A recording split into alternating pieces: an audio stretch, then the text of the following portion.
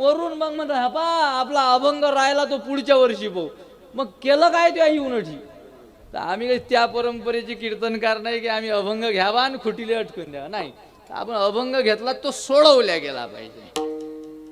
त्यामुळे आपण अभंगाच्या पहिल्या चरणाची प्रतिज्ञा केली. त्यामुळे आपल्याला मर्यादा आहे, आपण किमान एक चरण तरी आपलं सोडवणं झालं पाहिजे. वेळ जर भेटला तर चारही सोडू, नाही भेटला त्याला इलाज नाही. आपण एकाच चरणाची प्रतिज्ञा करेल आहे. आणि जर एका चरणाची प्रतिज्ञा करेल आहे तर किमान एक तरी झालं पाहिजे. नाही तर प्रतिज्ञा भंगतेचा दोष कीर्तनकाराला लागत असते.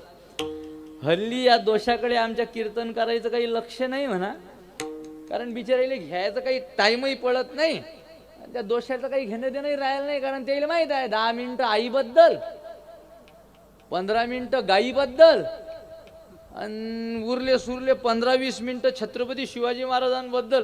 वरून जर शिवाजी महाराज पायत असतील यायचे कीर्तन तर ते म्हणजे सांगा मी तुकोबा राहायचं ऐकत जाव, तर ते असं होतं का?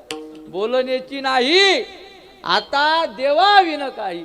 देव सोडून दुसऱ्या गप्पा कीर्तनात नसायला पाहिजेत. पण आता दुसऱ्याच असतात, देवाचा द बी नाही देऊ देत भाऊ कीर्तन होईस तो. नुसतं तुकोबाराय अशा कीर्तनकाराले छक्का कीर्तनकार म्हणतात. मा बोलणं कसं तरी वाटीन तर वाटू द्या, त्याला काही इलाज नाही.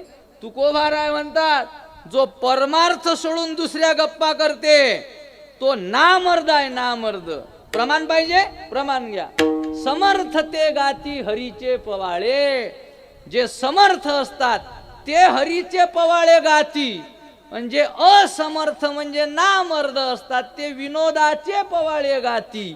त्यामुळे जेवढे विनोदाचार्य ते सगळे नामर्द. विठ्ठल विठ्ठल.